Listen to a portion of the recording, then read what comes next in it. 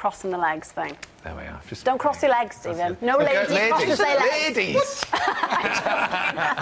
Well, one little boy sent a fan letter that led to a lifelong friendship.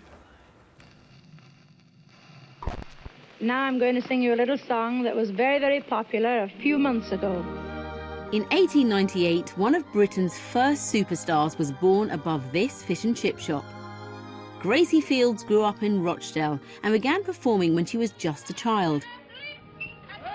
After a long apprenticeship in music halls across the country, she became a star in the 1930s. She was a singer, an actress and a comedian who, despite her success, never lost her common touch.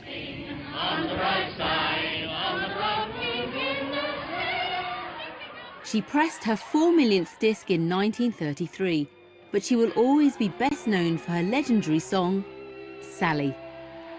Sally, Sally.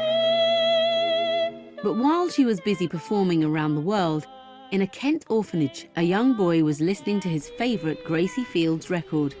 The artist would have a profound effect on his life. Now 94, Michael Sunnox lives on the Isle of Sheppey in Kent. We used to get every record that she made, you know. I think the first one was Fall In and Follow the Band. Fall in and follow the band. And at the end, there was a children's chorus, sort of. And they all called her Auntie Gracie.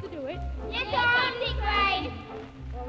And I said one day, well, I wish I could call her Auntie Gracie. I don't know anyone.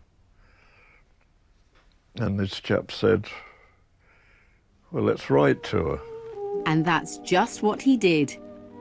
Gracie Fields wrote back, but the orphanage intercepted the letter and kept it from Michael, insisting he write a second note.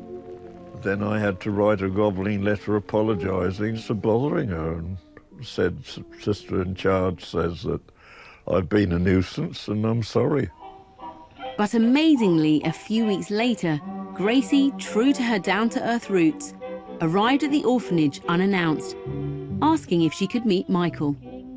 That caused a sensation. I mean, we hadn't met anyone like that. She was my Auntie Grace, she said. And finished up sitting on the floor, surrounded by the boys, singing songs.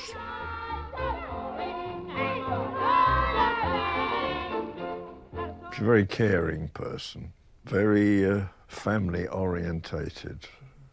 I think that's why she took an interest, because I didn't have that, she did. It was the beginning of an extraordinary relationship.